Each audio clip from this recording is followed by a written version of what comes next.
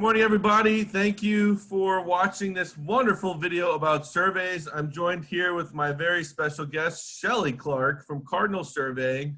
How you doing? Shelly, give us just a little bit of intro about yourself and about Cardinal. I guess I've known you for, I don't know now, 10 years or something like that. A long time. You're getting old. old. Time. And I remember when you were going through getting your surveyor's license, right? And that seemed like that was crazy. And so there's a lot to surveys. And this video is meant to be for our Hermann London clients and people that are buying properties. And we want them just to have more information about surveys. Yeah, so Cardinal Surveying, my husband and I started the business, oh my gosh, 18 years ago. Wow. I know, a long time. We're rated A+ with the Better Business Bureau. I have been since we started 2003. Surveying is a science and it's also an art form. We're also practicing law, so they don't give just anybody a surveying license.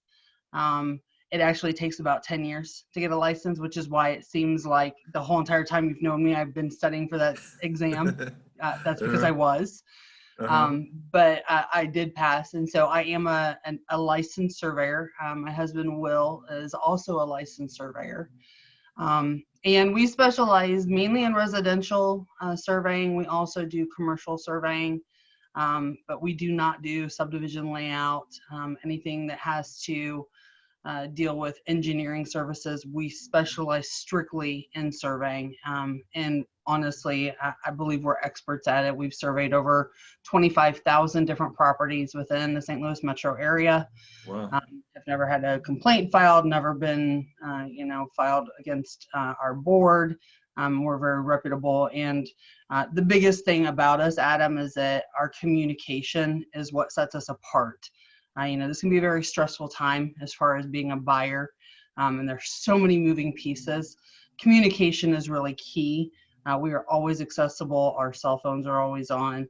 And the biggest thing is we want to make sure that as a buyer, you understand what it is that you're buying outside of your, because there's so much more to it than just buying the house on the lot. And you say, make it known what you own. Right. That's right. Yeah. So actually, a survey is really a second inspection. You guys get a home inspection, which, they go into the house, they check your HVAC, they check the roof, they want to make sure everything's working and functional. The survey is really the inspection of everything outside of the house. So we're looking at the ground, we're looking at fence locations. Are they in the right place? Because usually fences are not in the right place. And we're also looking at things like, are there easements running through the middle of the backyard that might prohibit you from being able to put in that swimming pool that you're thinking about doing? So we're really the inspection for the outside and for the land. And to your point, we want you to know exactly where you own and what you own so that you can take full advantage of that property. Well, I find you extremely interesting to talk to. You've come in and give a lot of classes to our company, and then I've come and seen you give classes at other places. I'm going to do my best today to kind of stay on topic because I love asking you questions about all the interesting things that you come across. I guess, would you give us a brief description of survey versus surveyor's real property report? Sure. So there are two main products that are associated with surveying when it comes to purchasing a home. The first product is called a surveyor's real property report. It was really used mainly about 10 years ago or so in the title and lending industry, just to make sure and prove that the house was located on the lot. Now, in our world today, that product really is not even needed because the title companies and lenders have worked out a deal where they don't even need that report anymore because the risk is so low. However, do note that in the 25,000 surveys that we've done, we've actually done 2 surveys where we proved that they had the house built on the wrong lot. I remember one of them you told me about recently. Yeah, so it does happen, but the chances are very minimal. And because of that, the lending community and the title company have come together to say, we don't even need to worry about that product anymore. And that's the surveyor's real property report. That's the one that's usually going to run about $175 to $200. That's the drawing, right, versus the stakes in the ground? Correct. Yeah. So you get a sketch, a drawing that shows the approximate location of the house. It'll show approximate locations of easements, but even though we do go out to the property and actually survey, we do not mark any property corners. So you actually would never even know that we were there, but we do still provide, a product that gives you at least an idea of, is there an easement running through the middle of your house? Right. The type of service really that has clout, that is recognized by the courts, is called a boundary survey, or you might hear some people call it a stake survey. That's where we actually come out and we put metal stakes in the ground to mark and denote exactly where your property starts and stops. So that if you're going to put up a fence, you can, tie a string line from stake to stake and put your fence inside the line so that you're not building on your neighbor's property. None of us want to be in a war with our neighbor. I mean, we have to live next to these people, hopefully for, years and years to come. And we want it to be a good situation. So, making sure that you're building on your own property, it can be very important. And even if it's not a problem today, you never know who's going to live in that house next year or 6 months from now. So, right. You don't want to take on that risk financially as a buyer to have to move a fence. That's why you want to have the survey done before you close. So if there is a problem, you can go back to the seller, ask them to take the financial burden to pay to have that fence moved, or pay to have that retaining wall relocated. Or maybe it's just pay the neighbor $500 for them to sign a written agreement giving you permission. But you want to have that go on that seller versus taking that on yourself later on down the road. I want to go back to something you said. Are you guys using metal stakes now, or is that the part that goes under the ground and the wooden stakes is what we see, or what's the deal? Correct. So the property corners themselves, those are all mandated by the state as to what we are and are not allowed to use. Most survey monuments are going to be a metal rod or an iron pipe that are 18 inches in length at a minimum, and those are set down flush with the ground. Okay, so that's the actual thing you're putting in the ground. Correct. The thing And it's that we'll about see, an inch in diameter is what you'll see at the top. And usually there's a pink or an orange or a yellow cap, plastic cap on the top that has the company's ID number that set that monument. But because this, even on a quarter-acre lot, is really hard to find. Right. We're going to take a wood stake that sticks up in the ground about 2 feet. Or we might use a property corner pin flag that says lot corner, but that's going to go in the ground, stick up out of the ground so that you can see. But once you know where that corner is, that wood stake you can take out and remove. You can remove the pin flag. We just want to make sure that you know where that item is at, because obviously grass grows. And even though we spray paint the grass pink, that's going to go away. And we want to make sure that you know exactly where it is that you own to. That's good to know, and that tempts me to get off on other stories about neighbors moving the wooden stakes, thinking they're tricking somebody or something. But it's good to know that there's always the metal stake in the ground, and you can't argue with where that is, right? Correct. Yeah, and there are people that will move those wood stakes, they'll move those flags and move them by feet, and they'll scuff off all the pink paint on the grass, thinking they're going to get away with something. The iron pipe is still there. That's right. And I'll be honest, if somebody removes that pipe, and if you have video or you can prove that they've removed it, there are laws that says they probably don't even know about the iron pipe, though. Probably they just think that they have to move the wooden stake. Exactly. Unless they've seen our video now. There you go. And I know that this video is all about surveys, but I just wanted to ask quickly, you also do elevation certificates. Can you kind of give us a quick overview of that? Sure. So if you've got a property that's in a floodplain, located, close to a water source, and you have to pay flood insurance, there are some options as far as potentially either reducing what that insurance could be, or possibly even proving that you are not in the floodplain.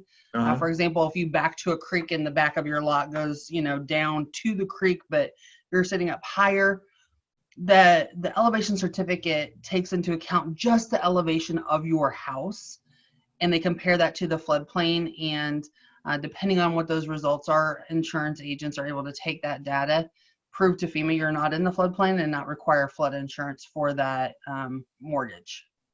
And there's a lot more we could talk about with that. Maybe that's a whole nother video at some other time. Sure. But basically, it's good for people to know that they have sort of their property boundary, and then they have their house or their building, and you guys can kind of figure out which part of that is in the floodplain and which part isn't, and maybe Correct. even solutions that people can do to make sure that their house is not technically in the floodplain, right? Yeah, and there are things that you can do. You can raise up the elevation around the structure, depending on what kind of water source you back to. I know where a couple of neighborhoods have come together, gone to MSD. MSD's come through and cleaned out a creek, and then that changed the capacity of what that creek was able to hold water-wise, and so it completely changed all of the floodplains, and we were able to get, I think it was like 15 houses removed from the floodplain. Okay. So back to surveys, I think that I'm guessing you get a lot of common questions, or maybe you don't get them. Maybe the realtors get a lot of common questions, but it's like, do I really need one? Why do I need a survey? You know? And so I think a lot of times people think that you only need a survey if you want to put up a fence or if you want to build a garage or something like that.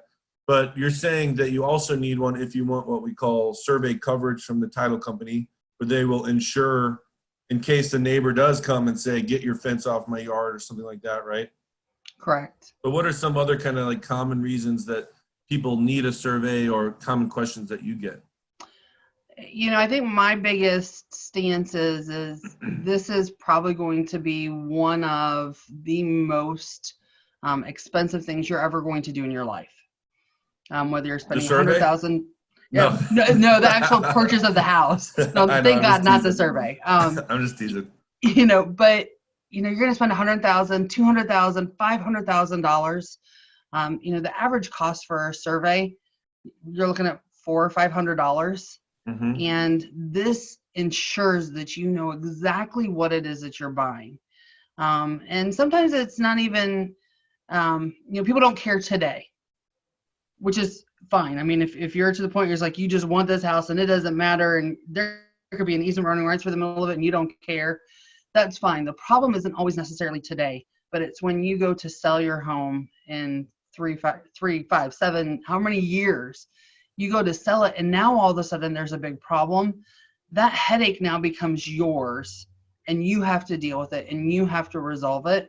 So really getting the survey when you're buying makes it so that risk is really on the seller's side to get things resolved versus you as the buyer. But eventually you as the buyer are going to become the seller. Exactly. Well, I tell you what, I think that Hermann London agents, at least, we like to be kind of sticklers about the survey and issues that come up. I don't know if it's just from coming to your classes and stuff like that, but a lot of agents and people in general seem to not care if it's like, oh, the fence is in the neighbor's yard by an inch, or the sidewalk's in the neighbor's yard by 2 inches or whatever. It's no big deal. But then the Hermann London agents, when we're representing the buyer, we kind of make a big deal about it, because it is all about, to me, it's all about power. And we don't want the neighbor at any point, or the new neighbor, like you're saying, to ever be able to come over and say, get your fence or your sidewalk or whatever off of my lot.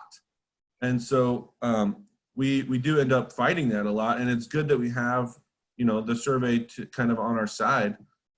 And so the biggest thing is if the title company is willing to insure whatever those items are. So maybe your fence is over the property line an inch. If the title company is willing to insure, or, say, hey, that's such a small risk, we'll take the risk on. If they're willing to insure, then it's fine. Don't worry about moving the fence an inch, because if there is a problem, that title company is then going to have that financial responsibility. Right. But and they don't. And there are so many times where people are like, oh, we're going to put a fence in, but we're going to have to wait 6 months or a year. The survey never goes bad. Like, I'm responsible for those results till the day I die. So now it may be a year down the road and you're like, hey, I can't find those corners. Yeah, we might charge you, $100, $200 to come back out, remark the corners for you.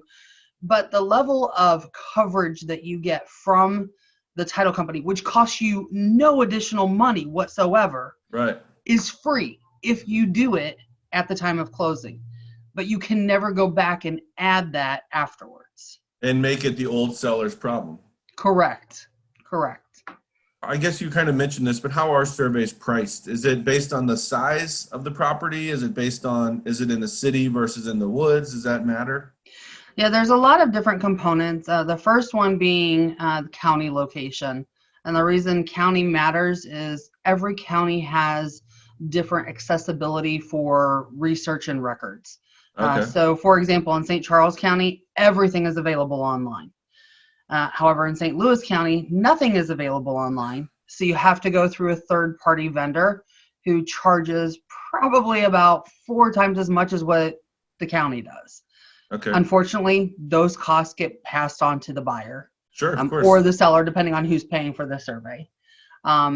Second factor is going to be lot size. The larger the lot, the longer it takes to survey.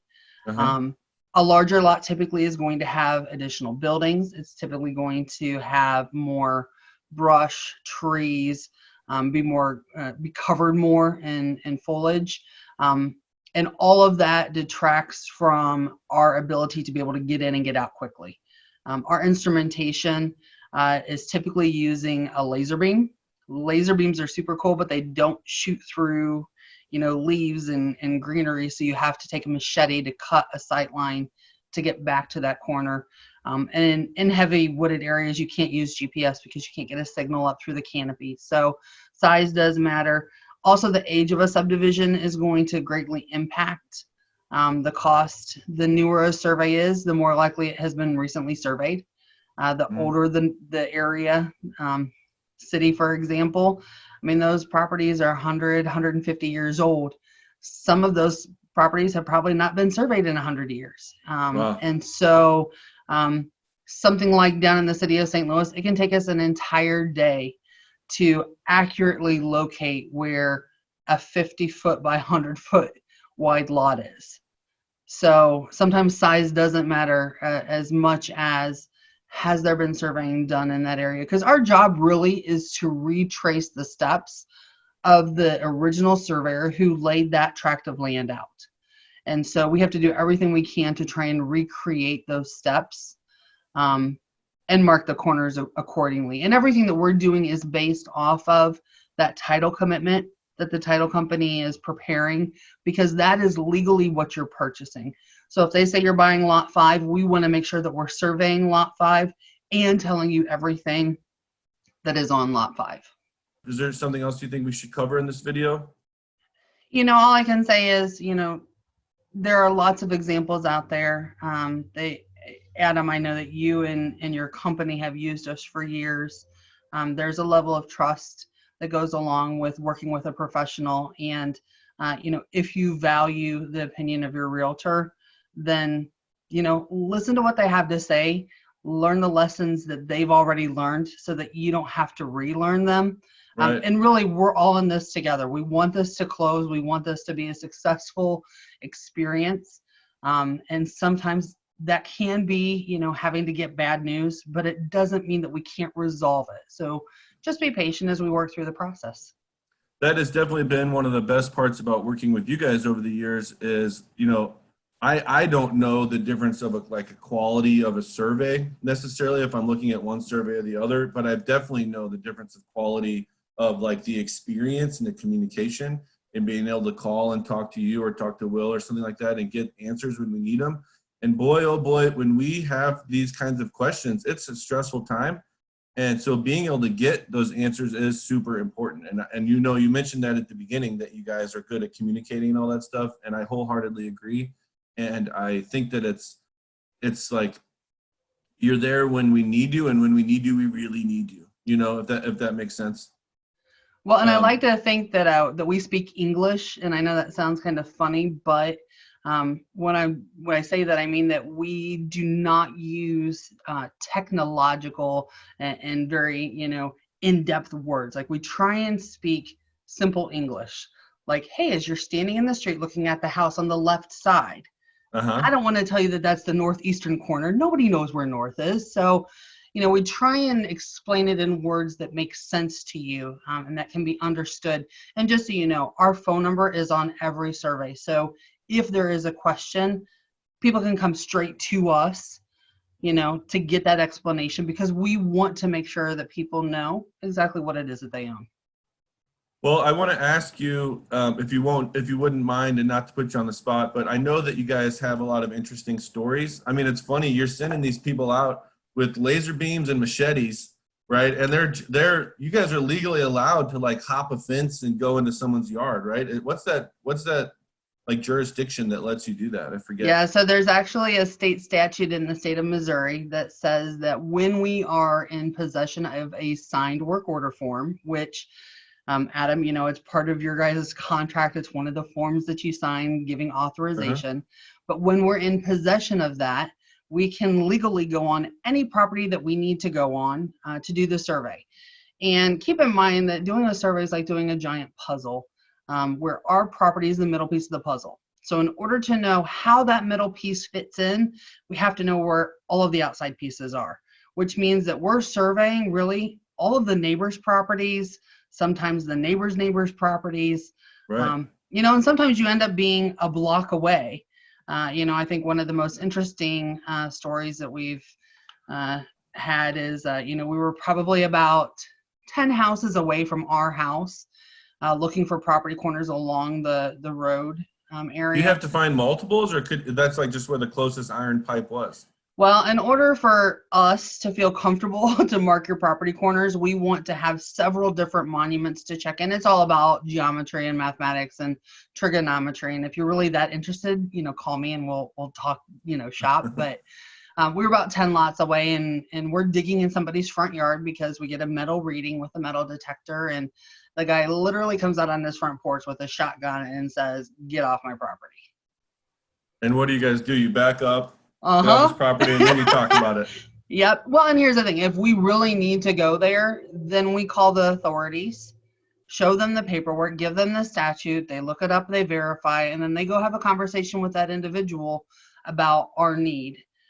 Obviously, we don't want to have any kind of confrontation. Of course not. I mean, you do have laser beams and machetes, but that's nothing to a shotgun, I guess. Well, but here's the thing. Like, everybody thinks that the instrumentation that we're using is a camera.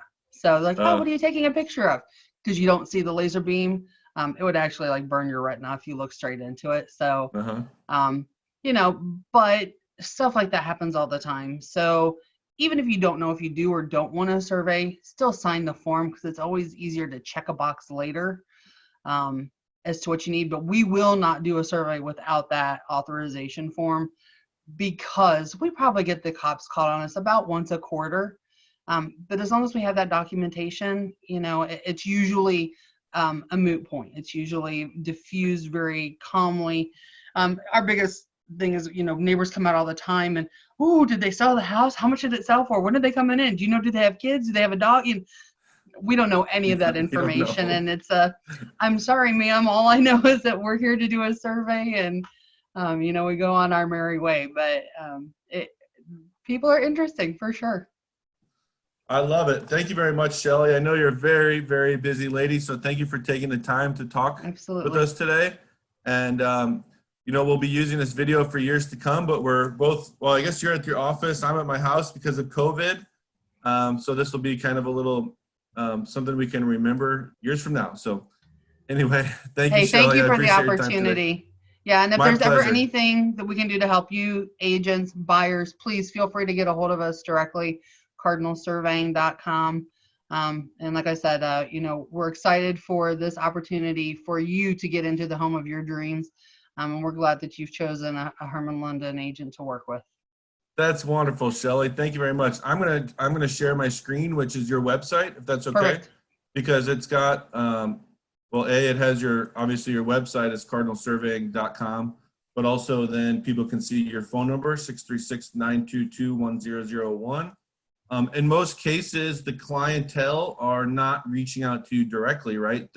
We're filling in Cardinal Surveying on that title survey work order form that you mentioned.